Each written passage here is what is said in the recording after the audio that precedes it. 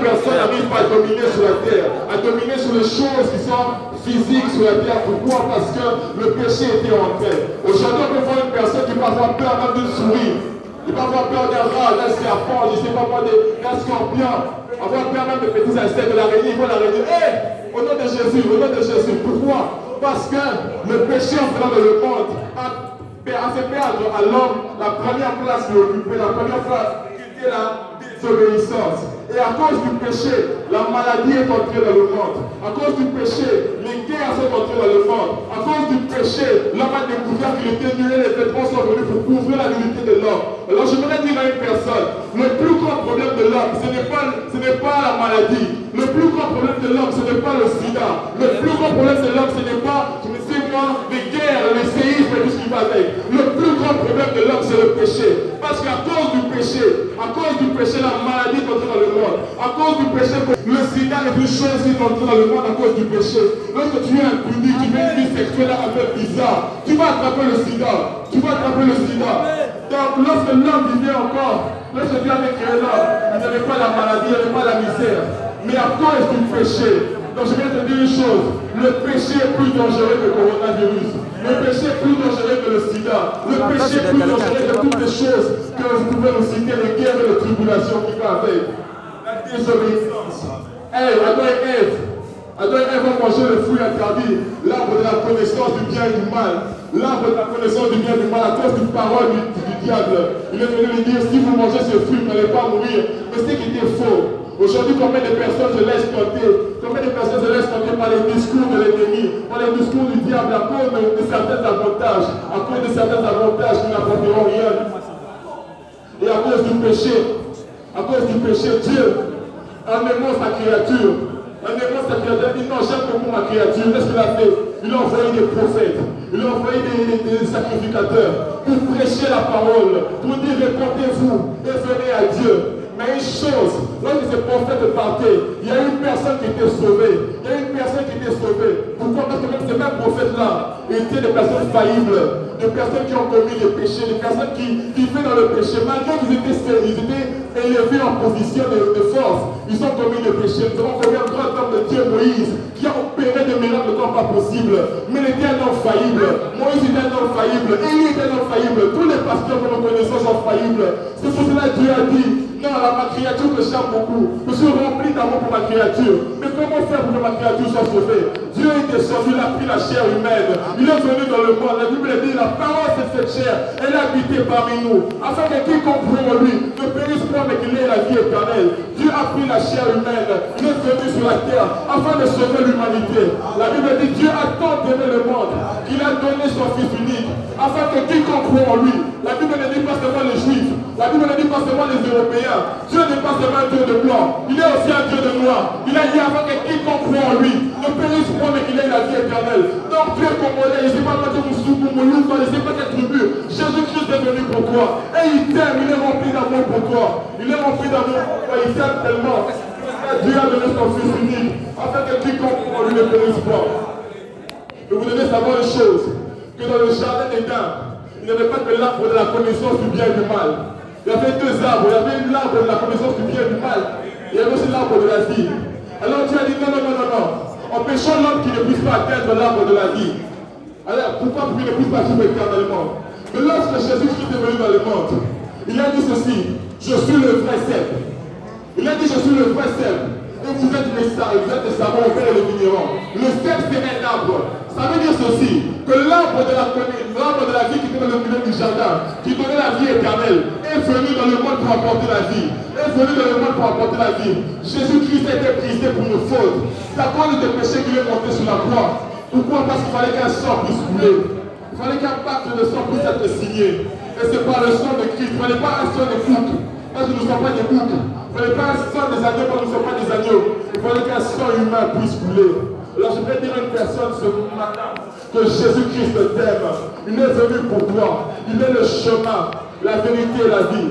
La Bible ne dit pas que Jésus-Christ est un chemin. Il ne dit pas qu'il est un chemin. S'il était un chemin, ça veut dire qu'il y a plusieurs chemins. Il est le chemin. Donc en dehors de Jésus-Christ, il n'y a pas de vie.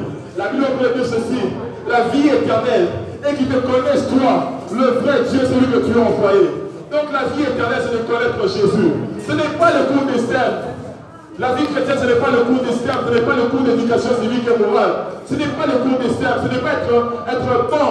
Ce n'est pas être une personne qui fuit certains mal. Mais c'est de recevoir Christ. Donc tu peux finir en enfer avec ta bonne éducation. Dis Amen.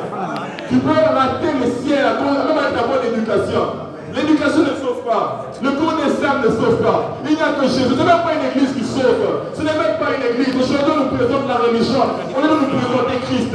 Christ est tellement réel. Christ est tellement puissant. Et Christ te connaît comme tu es.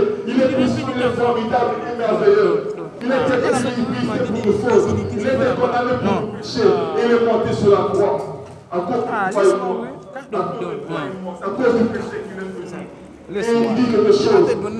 Lorsque tu reçois Jésus-Christ dans ta vie, tu es une nouvelle créature. Dis Amen. Tu es une nouvelle créature. Tu es une nouvelle créature. Donc les choses anciennes sont passées.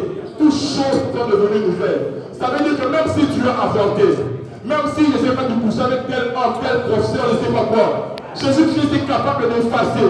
Lorsque Jean-Baptiste présente Christ, il ne dit pas voici l'agneau de Dieu qui pardonne le péché. Non, non. Il dit voici l'agneau de Dieu qui ôte le péché du monde. Ça veut dire que Jésus-Christ ôte tes péchés. Jésus-Christ ôte tes fautes. Jésus-Christ te connaît personnellement. Il ôte tes péchés, il ôte tes fautes. Tu deviens une nouvelle créature. C'est-à-dire que tu étais un menteur. Tu n'es plus un menteur. Pourquoi? Tu es devenu une nouvelle créature. Tu étais impudique. Tu n'es plus impudique. Pourquoi? Tu es devenu une nouvelle créature. Tu étais escroc. Tu n'es plus escroc. Pourquoi? Tu es devenu une nouvelle créature. Tu étais occultiste. Tu n'es plus occultiste. Pourquoi? Tu es devenu une nouvelle créature. Si quelqu'un est en Christ, tous tes fautes sont effacées. Je viens te présenter Christ. Il est merveilleux. Il est meilleur que toutes les personnes qui sont dans le monde. Il n'est pas seulement un roi, mais il est le roi des rois. Ça veut dire qu'il est plus que Fatih Bétan. Il est plus que Emmanuel Macron. Il est plus que Donald Trump. Jésus-Christ est réel. Si tu connais ta vie à Christ, oh mon Dieu, Jésus t'aime. Et ça pour laquelle même Dieu a créé le monde. Lorsqu'il est arrivé à l'homme, il a dit, il crée les oiseaux du ciel, il a parlé. Mais lorsqu'il arrive à l'homme, Dieu s'est sali les mains. Il a dit, faisons dans notre image. Il a pris ses mains. Il a pris la boue pour te former. L'amour de Dieu n'a pas commencé à la croix. L'amour de Dieu a commencé au commencement. Dieu t'aime. Dieu t'aime. Il a donné sa vie pour toi. Elle me dit une chose. Que lorsque nous étions encore pécheurs, Dieu prouve son amour envers nous. Ça veut dire que Dieu prouve son amour. Il n'est pas seulement une personne qui dit je t'aime. Mais il prouve son amour. Que lorsque nous étions encore pécheurs, Christ est mort pour nous. Lorsque nous sommes encore dans le péché, Christ est mort pour nous. Il n'a pas attendu que tu deviennes mort. Il n'a même pas attendu que tu puisses changer d'abord ta vie. Viens d'abord à Christ qui va changer ta vie. C'est vrai que le salaire du péché, c'est la mort. Mais je vais te dire une chose. La vie éternelle est en Jésus-Christ. La vie éternelle est en Jésus-Christ. Est-ce qu'une personne peut donner sa vie à Christ aujourd'hui? Est-ce qu'une personne peut dire à Dieu, Seigneur, deviens le directeur de ma vie. Deviens le directeur de ma vie. Deviens le directeur de ma vie. Toi qui vis même dans le cultiste, tu vis dans le péché, tu penses que c'est la vraie vie. Le cultiste ne paye pas. C'est du mensonge, ce genre de choses. C'est du mensonge, je vous trompe. Imagine comment mon Dieu me protège. Partout je parle, je suis avec mon Dieu. Mais ça va te dire, prends une petite carte, prends un petit livre, c'est ma loquette. Et là, quand tu vas arriver quelque part, tu oublies ça. Tu commences à chercher, oh mon Dieu, ma bague. Est-ce que entre toi et la bague, tu protèges l'autre? Si c'est la main qui te protégeait, elle dit, mon enfant, il est parti très loin. Alors je la bague, c'est moi qui le protège. Alors je dois le suivre pour le protéger. Mais si la bague là ne te suit pas, c'est-à-dire que la bague là ne te protège pas, ce n'est pas la bague qui te protège, c'est toi qui protèges la bague. C'est toi qui protèges la bague. Mais lorsque je suis loin et que je marche, Jésus-Christ est venu dans ma vie. Lorsque je marche, il me protège. Je ne vais pas vous dire que Seigneur protège mon comportement. Est-ce qu'il me protège? L'occultisme m'a détruit. La Bible dit ceci. C'est la bénédiction de l'Éternel qui enrichit. Et ne te fait souffrir de aucun chagrin. Il te donne de l'argent. Mais qu'est-ce qu'il fait? Il réduit tes années de vie. On ne devait pas aller dans les toilettes, dans les cimetières, des choses bizarres. Ça n'a rien d'important. Elle me dit que Jésus-Christ, il a reçu le nom au-dessus de tous les autres noms, afin qu'en son nom, tous genoux fléchissent. La maladie fléchit au nom de Jésus. Les épidémies fléchissent au nom de Jésus. Ton problème, ne sais pas si c'est le cancer, c'est le diabète. Tu ne sais pas pourquoi. Mais je te parle dans le nom de Dieu. Si Dieu m'a établi, si Dieu m'a appelé, je dis que ta maladie qui est tellement traînée va se terminer aujourd'hui. Tu n'as pas dit, lorsque tu n'as pas dit Amen. Je lui ai dit, moi, je suis malade. Il m'a dit, non, je suis plus que le malade. Il avait dit, à l'instant, même les malades quittaient. On va tellement présenter la religion. Je vais te présenter Christ qui donne la vie éternelle. Mais Christ aussi qui est capable de ressusciter les morts. Il ne guérit pas seulement les maladies. Dieu est tellement grand. Dieu ressuscite les morts. La Bible dit ceci. Il est le même hier, aujourd'hui, éternellement. Ce qu'il a fait en 2000 ans passés, il est capable de le faire aujourd'hui. Il est capable de le faire aujourd'hui. Et tu dois vivre Dieu personnellement. Tu dois avoir une expérience personnelle avec Dieu. Tu ne dois pas seulement te limiter au fait que tu pars à l'église. Non. Tu ne dois pas seulement te limiter du fait que tu prêches, tu pries, c'est bien. Mais tu dois avoir une expérience personnelle avec Dieu. Quand tu vas rencontrer une personne, va te dire, Dieu n'existe pas, ce sont les théories et tous les mythes. Tu seras fier de dire, moi je l'ai vécu. Et là que je prêche Christ, je ne prêche pas des choses que je n'ai pas vécues. J'ai vécu Dieu. Aujourd'hui, je peux m'amener plusieurs théories que Dieu n'existe pas. Je sais qu'il existe. J'ai vu Dieu faire des miracles incroyables dans ma vie. J'ai vu Dieu guérir des maladies bizarres. Dieu est capable. Il existe, il n'est pas un riche. Est-ce qu'aujourd'hui tu peux laisser Dieu être le directeur de ta vie? Il t'aime tellement. Il a besoin de toi. Jésus-Christ t'aime. Il est monté à la croix. C'est que ton père n'a pas pu faire. C'est que ta mère ne fera jamais. Jésus-Christ l'a accepté pour toi. Est-ce que tu peux le dire amen là où tu es? Alors qu'aujourd'hui, je voudrais parler de personnes qui ont entendu cette parole. Je ne suis pas venu ici pour prêcher, pour faire la vedette, pour dire que je parle bien, je prêche de la parole du Seigneur. Ce n'est pas ça mon objectif. Mon objectif, c'est que les personnes puissent être transformées par Christ. Et que tu peux laisser Christ te transformer aujourd'hui. Et que tu peux arrêter un peu ce papa-là que tu cours avec lui chaque jour à compter un petit $50. Et que tu peux dire vraiment, j'arrête un peu ce occultisme. J'arrête un peu ces péchés-là, je dis pas la pornographie, la masturbation. Jésus-Christ est capable de le faire arrêter aujourd'hui. La Bible dit ceci, le juste vivra par la foi et non par la vie. Le problème c'est que tu laisses forcément voir que le juste vivra par la foi. Et que tu peux dire Seigneur, et tu vas dire ceci, mais dis comment? Tu vas parler de Jésus, mais comment recevoir Jésus? La Bible dit pas que tu vas aller, je ne sais pas, au ciel. La Bible dit pas que tu vas aller en Israël ou au Jourdain. La Bible dit la parole est près de toi, dans ton cœur et dans ta bouche. Si tu confesses le Seigneur Jésus-Christ, et si tu crois dans ton cœur que Dieu l'a ressuscité, tu seras sauvé. Si tu confesses le nom de Jésus-Christ, si tu confesses seulement son nom, la Bible dit, quiconque invoquera le nom du Seigneur sera sauvé. Le salut est le nom de Jésus. C'est pas que tu pars à l'église, c'est pas que tu suis dans les affermissements, je ne dis pas que tu été baptisé, mais tu te rends compte que tu n'es pas encore sauvé. Si Jésus-Christ te regarde maintenant, tu seras perdu. Il m'est arrivé à un moment où je l'ai pas dit à Jésus, qui était un rappeur de la musique mondaine, un musicien, un frimeur, un dragueur, une personne, un pudique à l'époque. Et Jésus me dit ceci, il me dit Stéphane, s'il arrivait que entre moi et le monde, entre moi et ce que tu fais qui est plus important, il me dit si tu meurs aujourd'hui, où iras-tu? Où vas-tu passer ton éternité? Tu peux venir aussi du frime, moi j'aime frimer, c'est vrai que je suis un frimeur, mais dans le Seigneur. Tu peux venir frimer, faire semblant et tout ce qui va avec. Mais lorsque Jésus va revenir, où vas-tu passer ton éternité? L'éternité, c'est maintenant. Le choix de l'éternité, c'est aujourd'hui. Ce n'est pas demain. Ce n'est pas demain. Le choix de l'éternité, c'est aujourd'hui. C'est aujourd'hui. Pose-toi la question, si je meurs aujourd'hui, où est-ce que je peux partir? Tu n'as pas, l'homme ne peut pas mettre de son souffle pour pouvoir le retenir.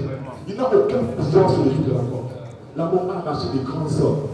La mort a arraché des personnes comme Mobutu, qui se sentaient intouchables, jusqu'à ce que sa sécurité lui dise, monsieur le président, on ne peut plus assurer ta sécurité. Pour l'éternel. La mort a arraché des personnes tellement puissantes, qui avaient de l'argent, qui avaient des millions, mais quand on fier on ne peut pas. Et qui est Dieu face au jour de la mort? C'est maintenant qu'il faut choisir Jésus. Tu étais toujours par ce message, tu viens de ta vie au Christ. Je veux que tu tiennes juste ta main à la porte, on va prier avec toi. Tu t'as parlé, tu veux vraiment recommencer une nouvelle vie, tu veux marcher en nouveauté de vie. Tu sais que ce message est venu pour toi. Je veux juste que tu tiennes ta main à la poitrine et tu veux prier pour toi. Et aujourd'hui, cette journée sera une journée tellement puissante pour toi. Ce sera une journée tellement forte pour toi que tu ne vas jamais l'oublier. Est-ce que Christ va entrer dans ta vie? Est-ce que tu peux tenir ta main à la poitrine? Toi qui vis dans l'occultisme, amène des histoires à la machine, va brûler ça ici. Il va rien te faire. C'est moi qui va brûler ça. Le diable va rien te faire. C'est un moteur. Il n'est pas puissant. Il n'est pas puissant. Est-ce que tu peux tenir ta main à la poitrine? Tu veux donner ta vie à Christ aujourd'hui. Je vais prier avec toi. Tendre Père de gloire, tendre Père de gloire, tu m'as appelé 2016. Et tu m'as dit, Stéphane, j'ai besoin de toi. Aujourd'hui, éternel Dieu, les personnes, éternel Dieu, veulent venir à toi. Ils veulent, éternel Dieu, te donner leur vie. Ils veulent, éternel Dieu, marcher en nouveauté de vie. Ils veulent que tu deviennes les directeurs de leur vie. Que tu puisses entrer dans leur cœur. S'il te plaît, Père, pardonne les péchés, ôte les péchés dans le cœur. Ils ont besoin de toi, Jésus. Jésus, je ne suis pas venu faire la vedette dans ce lieu. Je ne suis pas venu pour qu'on puisse dire qu'il prêche bien. Non, Seigneur, mon objectif en ce jour, c'est qu'une personne puisse se convertir. Mon objectif en ce jour, qu'une personne puisse abandonner le péché. C'est toi qui donnes, éternel Dieu, la nature qu'il faut pour abandonner le péché. Il a tellement pris la décision seul, je vais abandonner, mais il n'arrive pas, il n'a pas de force. S'il te plaît, Seigneur, ôte le péché dans sa vie. Ôte le péché dans sa vie. J'aimerais que tu pries avec moi, que tu dises dans ta bouche, Seigneur Jésus. Vous pouvez prier avec moi, tu dis Seigneur Jésus. Tu peux répéter ces paroles après moi, tu dis Seigneur Jésus. Seigneur Jésus, Je te donne ma vie. je te donne ma vie. Pardonne mes fautes. Pardonne Je te mes reçois Je te comme reçois Seigneur comme et Seigneur Sauveur et de ma vie personnelle. vie Je voudrais t'appartenir. Je voudrais abandonner cette mauvaise vie et te suivre. Sois mon maître. Au nom de Jésus. Amen. Alors aujourd'hui, c'est une grande chose pour toi. Tu es devenu un enfant de Dieu, tu es devenu une nouvelle créature. Ne pense plus aux événements passés, ne pense plus à ce qui s'est passé dernièrement. J'ai avancé, j'ai fait telle chose. Mais Jésus-Christ veut commencer une nouvelle vie avec toi. Lis ta Bible, prie chaque jour. Marche avec Dieu. Et ça serait pour toi une occasion favorable. En même temps, je voudrais prier aussi pour toutes les personnes qui sont malades, qui ont des problèmes, mais ce n'est pas problème financier, problème de maladie et de santé. Ta maladie va s'arrêter aujourd'hui. Ta maladie va s'arrêter aujourd'hui. Je ne dis pas demain, je ne prêche pas un Jésus là qui est dans la Bible, qui s'est enfoui dans la Bible. Je n'aime pas ce Jésus-là. Mon Jésus est là de sauver et guérir les malades. Il fait lever les paralytiques. Il ressuscite les morts. Dis pas la magie, Jésus est puissant. Est-ce que tu peux lui dire? Est-ce que tu peux lui dire ta patrie là où tu es prier pour toi? Père, au nom de Jésus, je prie pour toute maladie éternelle Dieu en ce lieu. J'entends, au nom de Jésus-Christ, que cette maladie quitte le corps de mon frère, quitte le corps de ma soeur. La parole dit, voici les miracles qui accompagneront ceux qui auront cru en mon nom. Ils chasseront les démons, ils guériront les malades, ils prendront les devoirs mortels, cela ne leur fera rien du tout. Je déclare au nom de Jésus, en tant que ton serviteur, que cette maladie quitte le corps de mon frère. Je prie pour une situation financière. Éternel Dieu, donne l'argent, parce que l'or et l'argent t'appartiennent. Je prie que cette situation, éternel Dieu, s'arrête aujourd'hui. Que cette situation s'arrête aujourd'hui. Que cette maladie s'arrête aujourd'hui. Éternel Dieu, tu sais que nous soyons en bonne santé. Au nom de Jésus. Amen. Merci beaucoup pour votre attention.